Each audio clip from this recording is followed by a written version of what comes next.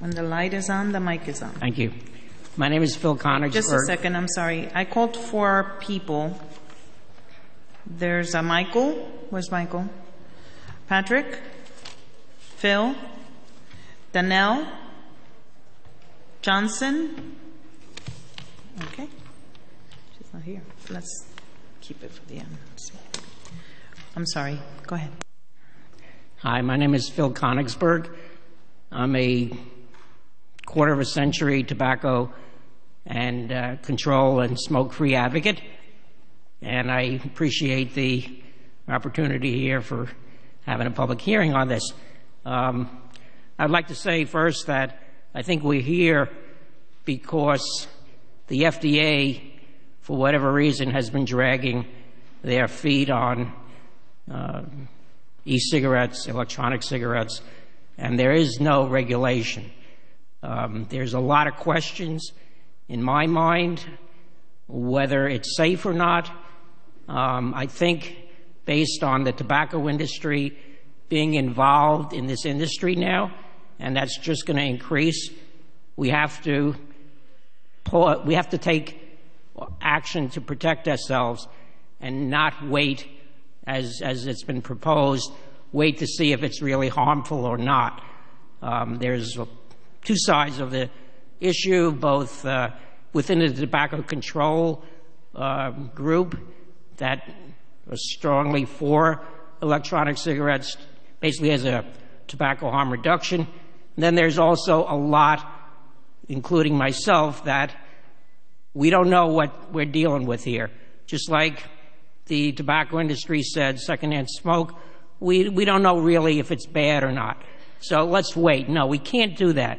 We learned already from that. So we need to take action now, and I do hope the City Council moves forward on this as quickly as possible. Someone mentioned before that these e-cigarettes explode, and there was a big laughter in the back, I presume, from the people who use e-cigarettes.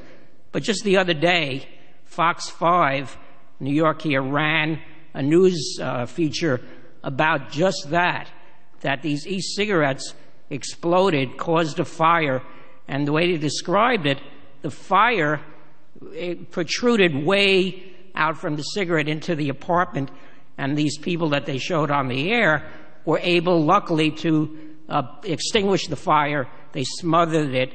And can you imagine, although I'm sure there's any product you're going to have issues, but if this is something that has made the news, I think it's something that it's going to affect a lot more people as the e-cigarettes industry expands quite a bit. I just want to say in closing that there's nothing wrong with denormalizing tobacco, and nothing wrong with denormalizing smoking. And the effect of e-cigarettes, there's the perception it's the same. And I just wanted to just mention one thing is, I just forgot her name that just was up here. I want to congratulate her for a strong fight for 25 years at the City Council here, even though we've been on opposing sides. And you know who I'm talking about? I just went blank. It's okay. We know who you're talking. Thank you.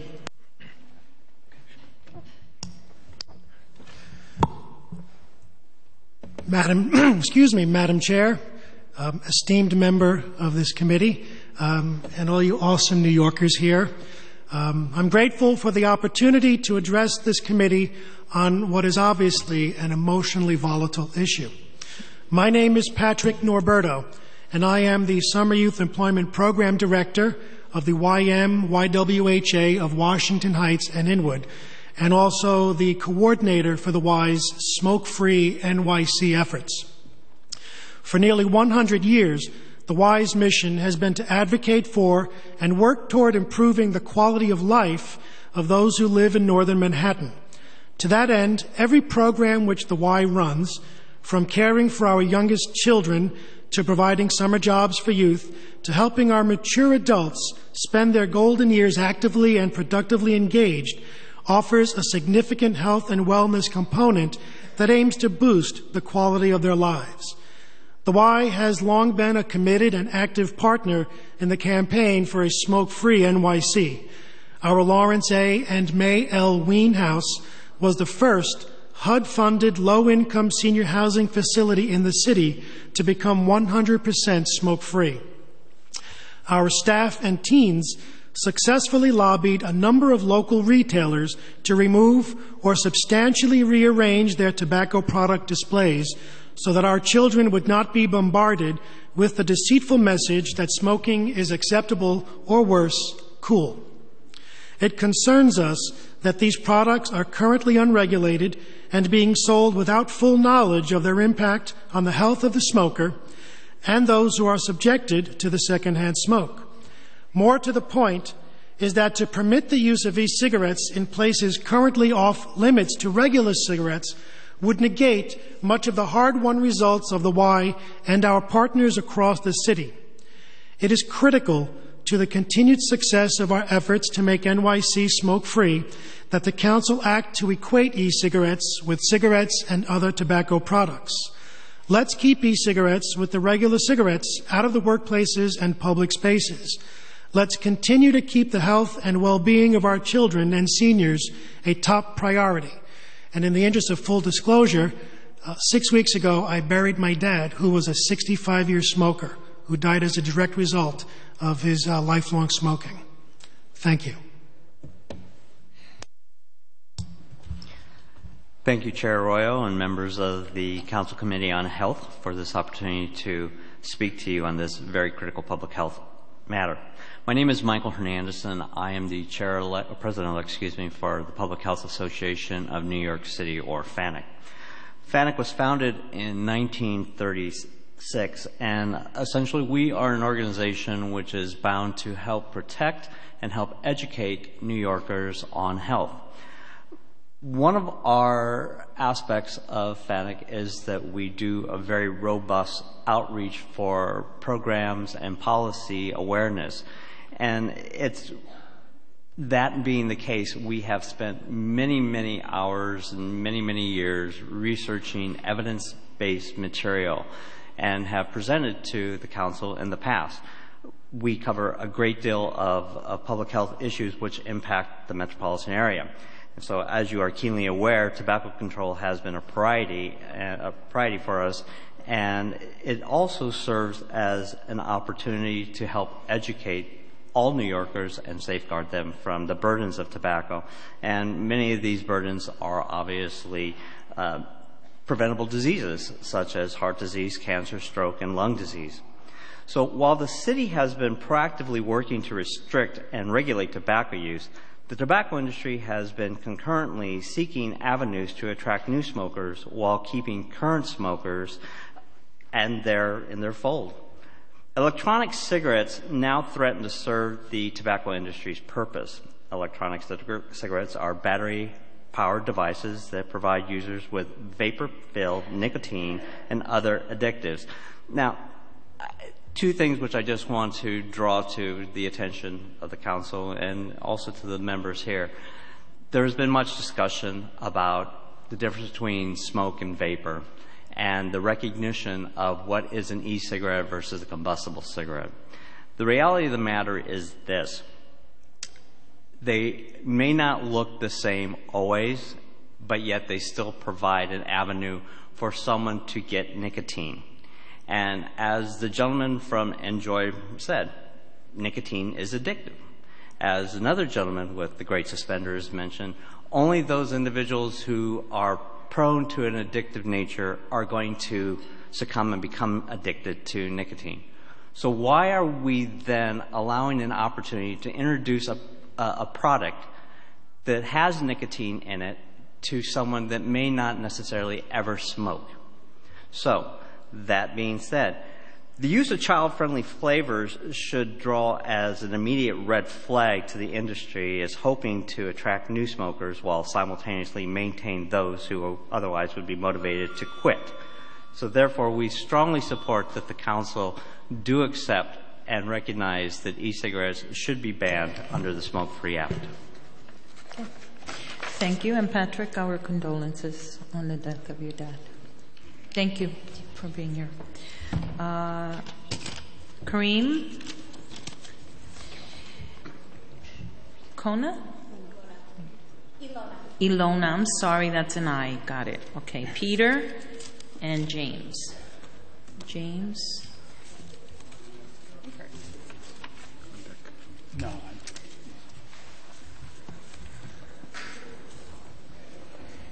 Kareem? That's you. Ilona? Peter? Not Peter? James? Yes. Okay. Peter? Okay. So then we have Jean Lou Khaled. Jean? No? Okay. What's that? Janae? Funder? Janae? Fowler. Okay. Is that your handwriting? That's you? Okay. No, I asked her to come up. Okay. No, go ahead. Join them at the panel. And then coming up, Julian Kaplan, Helene Baruch, James Coulson, and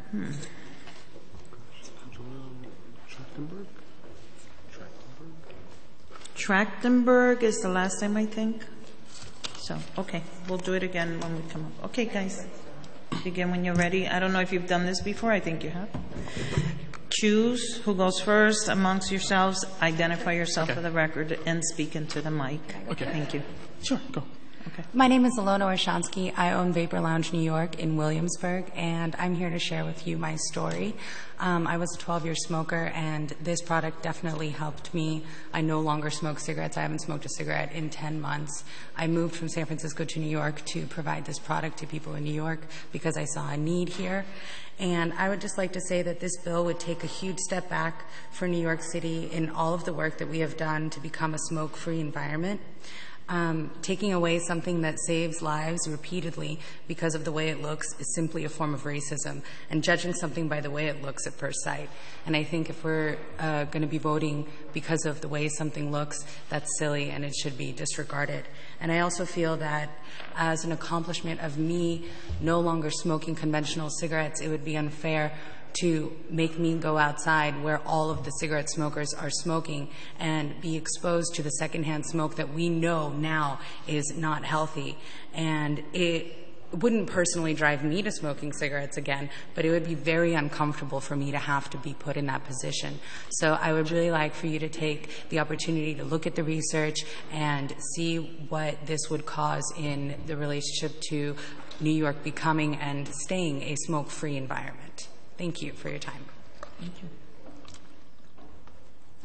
Oh, sorry. Okay, sorry. My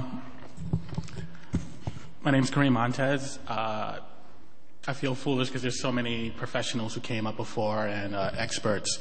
I'm just like a graphic designer and photographer, but I've gotten involved with the vaping culture through Alona and currently with a couple other companies.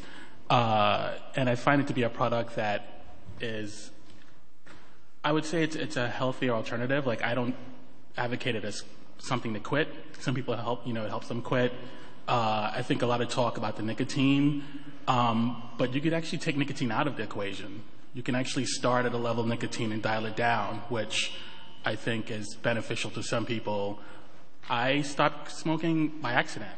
I was a smoker for about 12 years. I started vaping a few months ago just as a convenience. Sometimes I'm on a set, I don't have to leave, and I saw someone there vaping and I went and I bought a blue cigarette or something, and I liked the way I smelled afterwards. I didn't have bad breath, and everyone I know who was doing it was telling me all these health improvements, improved taste, improved sense of smell, of course not having to leave their apartments, because even when I was a smoker, I didn't smoke inside my own apartment. I would when I walk my dog, smoke outside, or go on a fire escape and smoke, because at the end of the day, the accumulation of smoke in any small space, even if you do it sparingly, over a number of years adds up. You know, no one who smokes thinks that it's harmless or that it's not offensive. So I think vaping is a great way to be respectful to yourself, respectful to others. Even if my neighbor smokes, sometimes you could go through one apartment to the other.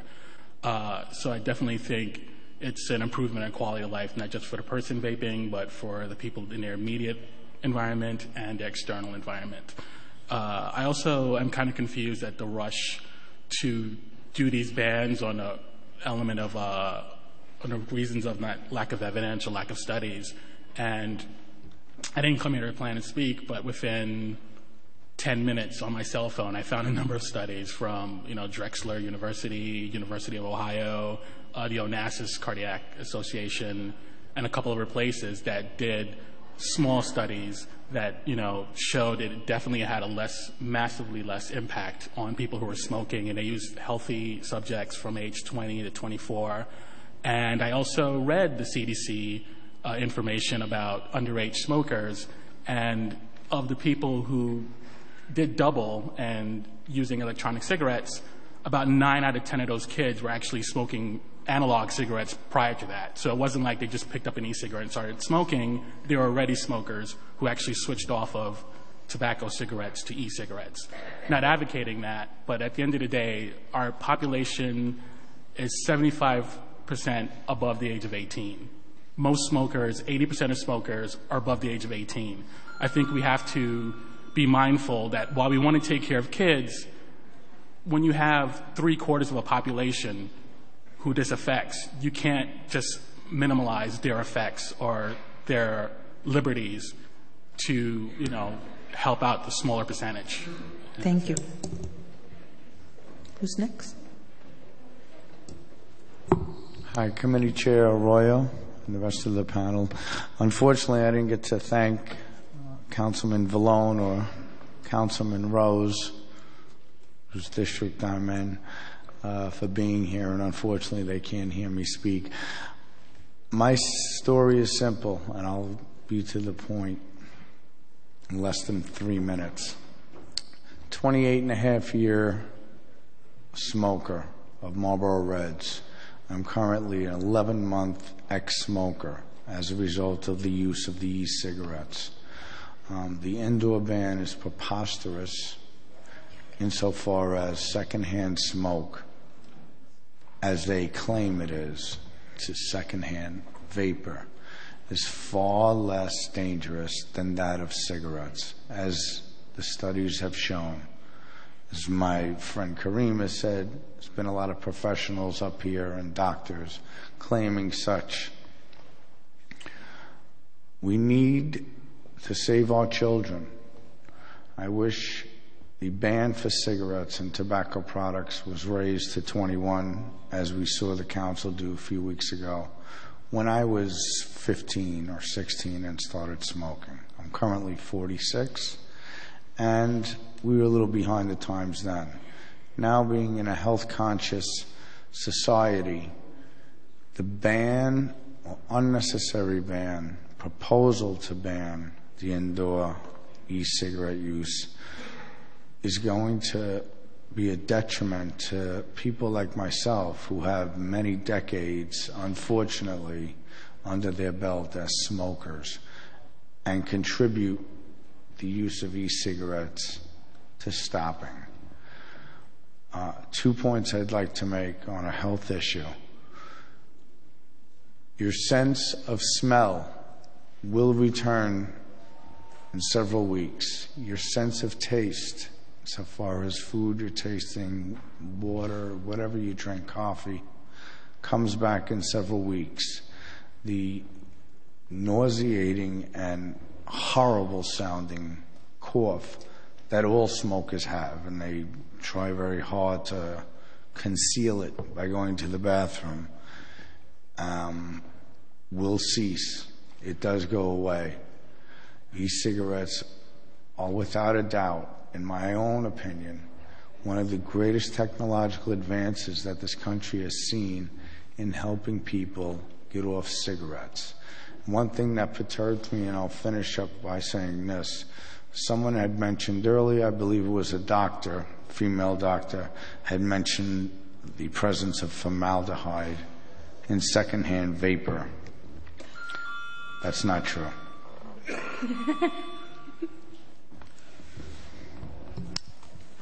My name is Janae, and I heard you say... Your full name on the record? Janae Fowler, I apologize. I heard you say that you like to hear heartfelt stories, and I heard the opposition to what we're trying to do here. I heard them speak on how they're anecdotal. And I want to share my story because I don't believe that it's an anecdote. For 9 years, I smoked, and I hated smoking. I was an asthmatic child. My mother smoked. My grandmother smoked. It was never a good thing in my family. It was never glamorized. It was a horrible addiction, and I hid it from my own mother. If she would have known, she would have been very upset. She's a nurse. And through all of that, I hid it. For 9 years, I smoked unfiltered Lucky Strikes. And I was desperate to stop. I had to go outside. I was shunned. There were boys that wouldn't date me. My teeth were yellow. Because of the fact that I smoked, I was not active. I was almost 200 pounds. And I knew I was killing myself. I knew I was slowly suicidal with every cigarette that I took every day. And I wanted to stop, but I couldn't stop. And maybe that's a personal weakness, but that's a personal weakness that I share with millions of people that are addicted, that need some kind of way out of this. I would have never discovered the way out of it had people not been allowed to do it in public. I lived in the West, and out there are some bans, granted, but there are some places that's very acceptable. I went to a coffee shop, and I saw a group of people that were using electronic cigarettes, and I was like, well, they work for them, maybe they'll work for me. And I'd tried it before, and I didn't think it would work. And I only tried tobacco flavors, and they didn't do it for me. And so I asked them what they were using. I asked them how they did it, and they recommended some different flavorings because I don't really like the taste of cigarettes. They're on fire. I don't know if you've ever had a cigarette, but it's awful. Like it's probably like go suck on an exhaust pipe. It's terrible. But so I found strawberry shortcake, and granted, like kids like strawberry shortcake, yeah, totally. But so do adults, and that was the thing. I stopped wanting the cigarette, and I started going to that flavor. And because other people were doing it, that's what really gave me the idea I could do it. And in all of that, I didn't see anyone get harmed. And I'm not a doctor, and I don't know if this will harm someone. But I think that banning it based on the idea that it could harm or that it looks like something is one of the least mature and un-American things we could possibly do. So I'm appealing to your senses, and I'm appealing to your ability to help us, because right now you are in a position that could help us. You could stop those people that are smoking on their kids on the way to school. You can stop those kids from showing up in school and smelling like smoke. I lost 50 pounds. I can walk fast. I love my life. Please don't take it away from me.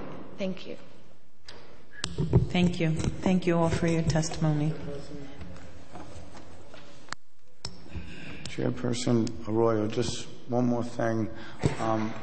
If I could say 6 words: ammonia, formaldehyde, carbon monoxide, 3 of the 4,000 chemicals in tobacco, analog cigarettes, distilled water, artificial flavoring, vegetable glycerin, 3, and potentially nicotine if you choose so. 4 ingredients as opposed to 4,000. That says it all. Okay. Thank you. Thank you for your testimony. The next panel, Julian Kaplan. Oh, I thought it was Julian Copeland? No, that's Huh? Julian Copeland. Welcome, Julian. We've been joined by Councilmember Julissa Ferreras with her little bundle. That's Julian Kaplan.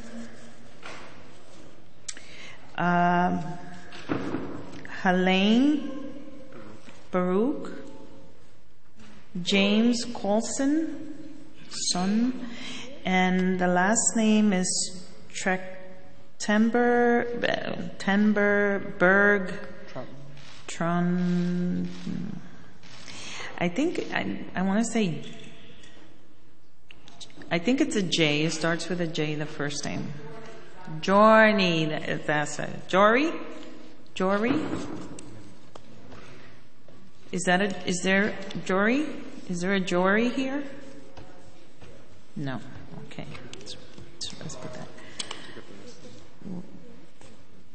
Okay. And then Johnson? Danielle Johnson? No. Okay, so we have Helene. Turn on the mic, I can't hear you. My name is Meredith Kuhn. Helene had to leave, so I'm going to read the testimony on her behalf for the public record. I see. So we need one of these forms filled out for you as well. When you are done, give it to James. That's you. Okay, so no Julian. Okay, so give me a second. I just want to add a few more to the panel. Yvette Buckner, Rachel Sika, and Brian Hoberman.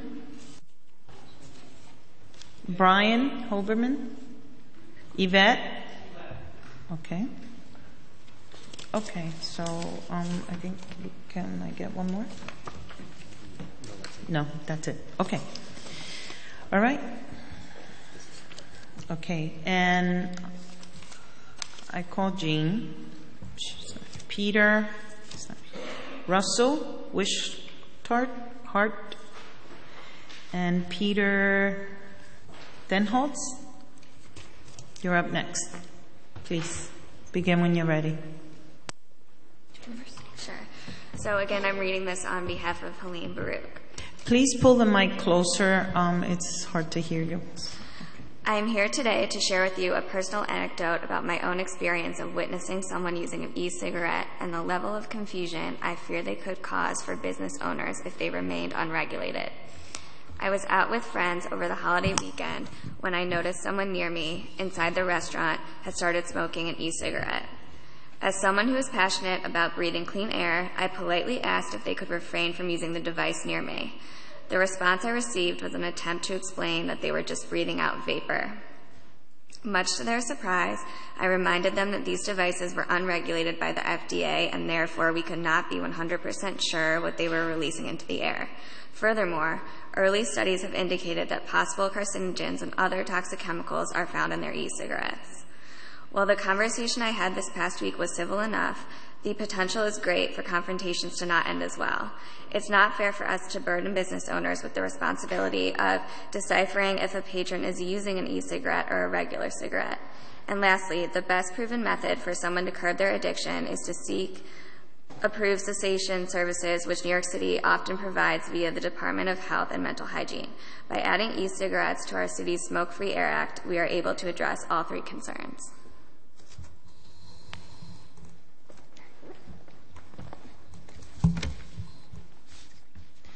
My name is Rachel Sika. I'd like to thank you for this opportunity to share my thoughts about the possible regulation of electronic cigarettes in New York City. As a recent graduate of the Sarah Lawrence College with a master's degree in health advocacy and a Brooklyn resident, the use of e-cigarettes in our city is of serious concern for me, and in my opinion is a detriment to our public health efforts. It is very important to emphasize that there is no independent peer-reviewed research that confirms the claims of the e-cigarette industry. While they may believe there is a health benefit, the greatest way to reduce your risk for disease is to completely quit your addiction through scientifically approved cessation therapies.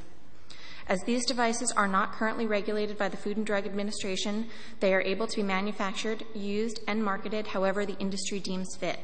It is shocking as a public health professional to see celebrity endorsers featured in advertisements on television and glossy magazine covers. It seems to me that the e-cigarette industry has simply reversed time and utilized the same marketing game plan that tobacco used 50 years ago.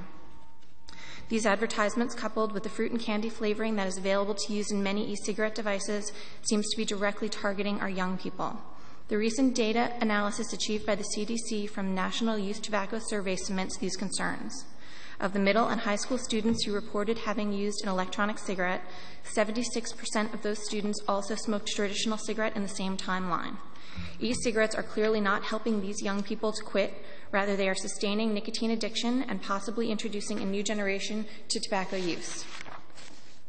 E-cigarettes are manufactured to often resemble traditional cigarettes. From the lighted tip to the vapor that is emitted, this similarity can easily cause confusion for any bar or restaurant owner who is rightfully trying to enforce the existing Smoke-Free Air Act.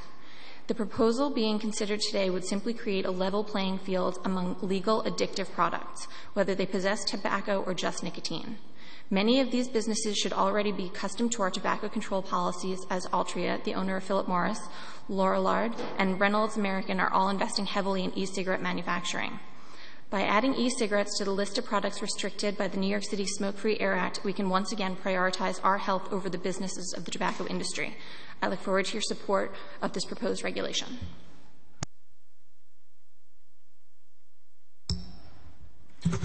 Hi, my name is James Carlson. I came here today because I believe e-cigarettes are an amazing tool. If you want to wean yourself off of some of the negative effects of tobacco, I think it's very useful. And if you're really interested in taking society from smokers to something that is much better, I think definitely a law should not be enacted that cuts it out like a scalpel. It needs to be much more refined than that. I think there's a way for things to get along without, rush to judgment. And I believe in a lot of the people here today in the community that I think they're good people and they're trying to do better with their lives. And I think that's what government should be about. And I don't want to cause headaches or problems for other people, but I definitely don't think it's come anywhere near to a huge issue, and I think for now it should definitely be left alone. That's all I have for now. Thank you. Thank you.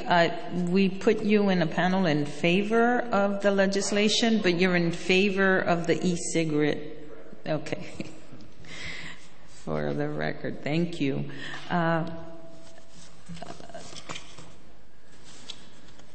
Is this the next panel?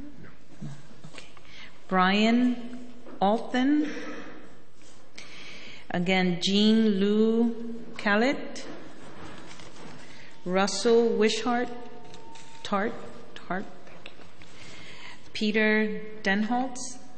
And I have 2 sheets for him. Peter? Is there a Peter? I'm sorry? Okay, so he's not here. Okay. So we have 2. So we have Brian, Russell, and Jean. No Jean? Lee, Lou?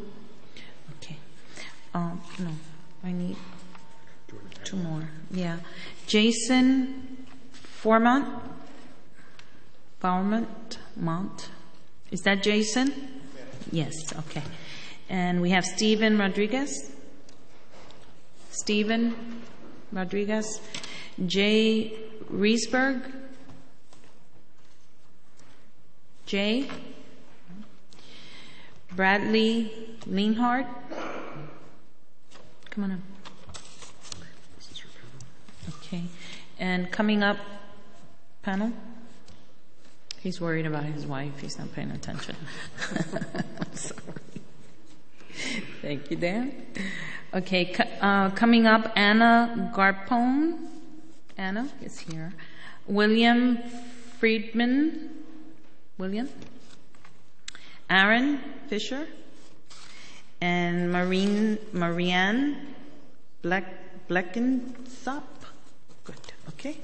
We have a full panel on deck. Thank you. Okay. Begin when you're ready.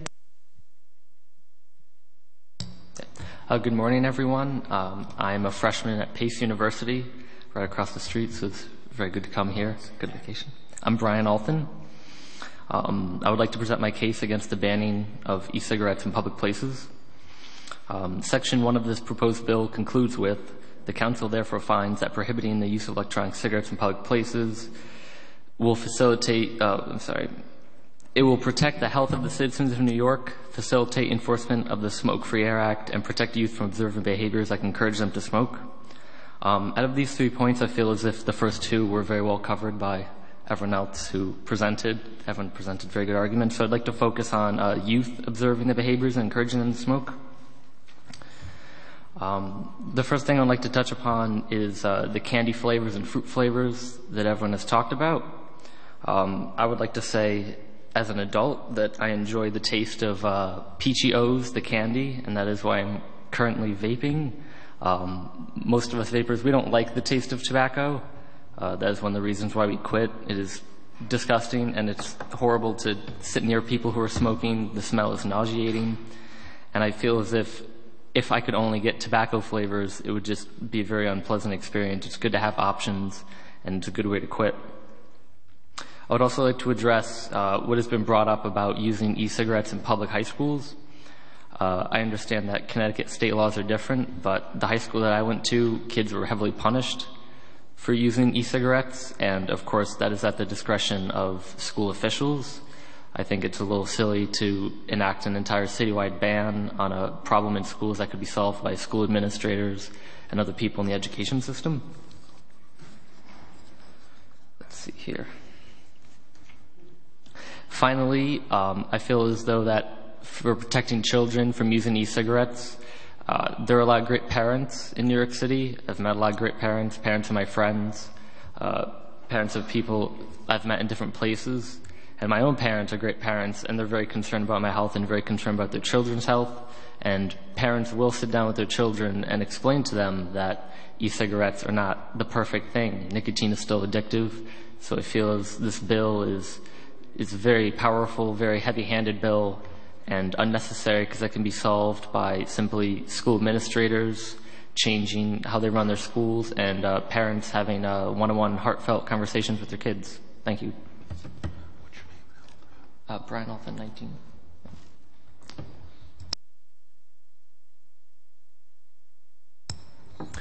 Madam Chair, it does not appear that Councilman Gennaro is here, but I have an important note for him. Tveka founders Ray Story and Tom Kickless have emailed a statement to Legislative Counsel Ms. Taylor, making clear that Tveka does not support banning e-cigarette use where smoking is banned. Furthermore, they will be glad to forward you the contact information for the AP reporter so you can confirm that they did not say that they support your bill. Madam Chair, please do pass along that message.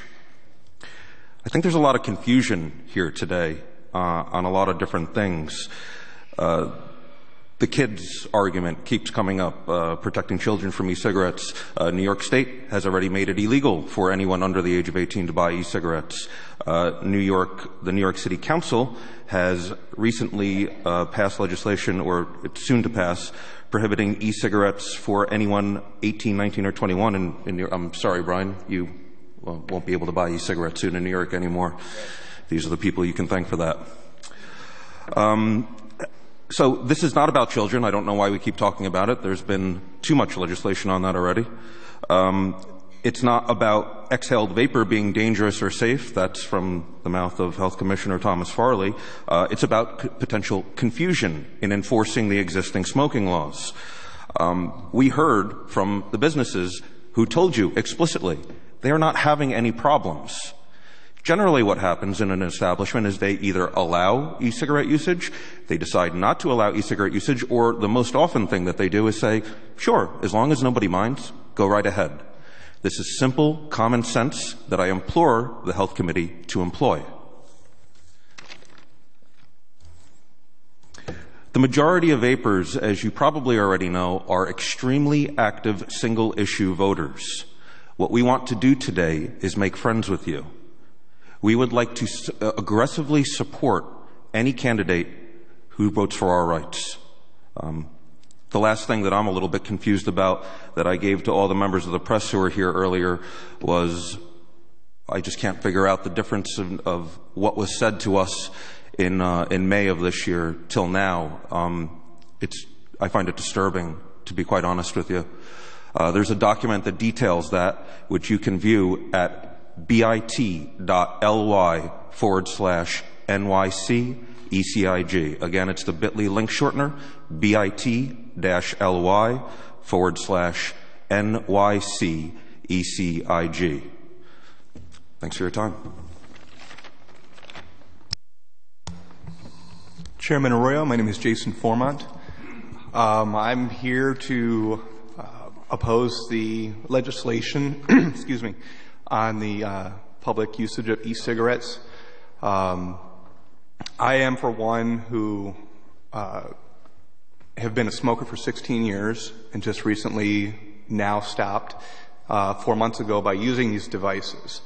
Not to mention, though, too, I've had family members of my own pass away recently because of regular cigarette usage, and everybody else sitting here saying, you know, there's over 4,000 different type of chemicals and carcinogens in regular cigarettes that people are dying from every single day. Over 500,000 Americans, we'll say, either from emphysema or heart disease or which have you.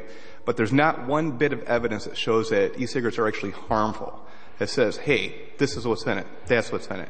People have come in here and said that, oh, well, there's these chemicals. Well, who's making the liquid for these people to sit there and put a bad taste in everybody's mouth, if I may? Aside to that, though, too, even for the fact if it did pass, imagine all the jobs that have been created through this industry at the same time. It's not so much per se saying that if you go into an establishment, a bar, for instance, and promote the, not to promote the use of it, but to know that you can use it, and you're bringing business and money into that establishment at the same time by having that freedom, and then now all of a sudden restricting that, and then taking it away from the people when they should have the God-given right to make that decision for themselves, whether or not that they're 18, 19, 20 years old. Don't get me wrong. I support the fact that being 21 to buy cigarettes is one thing, granted. But if you're going to sit there and cut it all out, you're cutting the very fabric of free will. And that's who we are as Americans, and people should have that right regardless of the fact. And when I go into an establishment, I sit there and ask, do you guys allow vaporizers or vapors or any type of e-cigarette or device at that fact? And they say either yes or no. That's the only thing that stops people like myself and others that actually use these devices from using it into a public facility.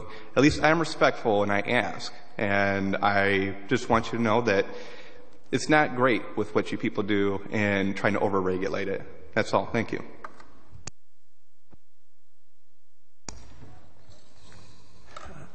Good afternoon, everyone. Happy holidays. Thank you for being here and taking the time to listen to the points of view of the constituents. I'd like to open with a quote from a great American author. Say your name for the record, please. Bradley Lionheart. Thank you. Here's the quote. Giving up smoking is the easiest thing in the world. I know, because I've done it thousands of times. It's by Mark Twain, who was alive from the year 1835 until 1910. I'm a third-generation New Yorker, born and raised, proud to be one, and I'm a member of the New York State Bar. I'm an attorney and a serial high-technology entrepreneur. My ventures have created jobs that include both smokers and non-smokers, very, very smart people. And I'd really like to thank the council for doing what you do, as civil servants. My hat's off to you. It's been an extraordinary 12 years to the Bloomberg administration. My father, he's a doctor, ENT, and sits on Mayor Bloomberg's September 11th Health and Advisory Panel, which helps survivors and NYC rescue workers from 9/11 with respiratory and breathing problems. He's on the panel. And he couldn't be here today, unfortunately. He's currently Chief Medical Officer of the New York Department of Corrections as well. Has been in law enforcement as Chief Surgeon of the NYPD over the past 30 years. I was sitting here today, there's option A here you're giving us to, take a wonderful piece of legislation, which is the Smoke Free Air Act, and add e-cigarettes to it. And then there's option B, which is to not do that. I'm not here to advocate either of those positions. What I'm so proud of with the Bloomberg administration is what I've seen. When I went to law school, when I moved back to New York, my father was a first responder at 9/11 and set up all the triage centers for ENT for all the rescue workers, cops and firefighters, to clean out their respiratory tract and their nose and their eyes as they're going into ground zero. And he won the New York Post first annual Lifetime Achievement Liberty Medal presented by Mayor Bloomberg in 2002 for that. I was very proud of that. So when I got into all the law schools, I chose to go to New York Law School, which is in the neighborhood here, because of its proximity to ground zero. And when I moved right into this 365 South End Avenue, right in Battery Park, right across the street from Ground Zero, on purpose. I lived in a building so that every morning when I woke up to go to class, I'd walk over Ground Zero. I wouldn't forget. And this was a year later. I'm almost done. But, you know, now 12 years later, the building is built. You know, New York City is a beacon for the rest of the world, no matter what jurisdictions have legislated this in the past. The legislation here, you know, this is a precedent. It's New York City. And what you guys do is so important. And, you know, Mayor Bloomberg is a technology entrepreneur, and we're building a campus in Cornell. Please wrap up. Basically, the e-cigarette is a revolutionary device, in my opinion, like the personal computer. You know, 130 years ago, the light bulb was patented. That's it. 6 billion years before that, there was darkness or candlelight for innovation. And we've made so much progress in the past 100 years. You know, Mark Twain, you had to use a candle to light a combustible cigarette. This is the future. You know, strongly oppose legislation, I guess. Thank you. Thank you, guys. I appreciate it. Thank you. Thank you all for your testimony. I apologize to Madam Chair. I'm being told I forgot to state my name for the record. My name is Russell Wishtart. I live in Manhattan, and I oppose this legislation. Oh my Thank goodness, I thought I heard you say it. Okay. Thank you for your testimony. Our next panel, Marianne Bleckensop. Marianne. Bradley. Oh, I mixed them up. Okay. Yeah, Bradley just went. Yeah. These. Jason went. Brian went. Okay. Anna? Ah, sorry. William and Aaron. Aaron? That's you. Okay. And the next panel, Hamza, Saman,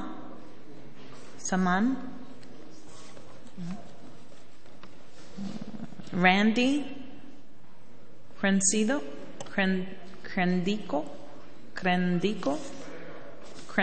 okay. Is he? Okay.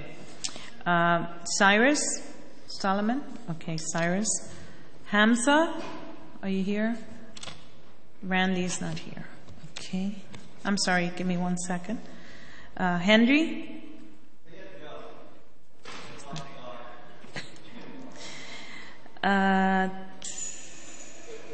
Betsy Longs? Betsy or Betty Longs? Jared, no last name. Andrew Martin. Okay, you're on the next panel, so just stand by.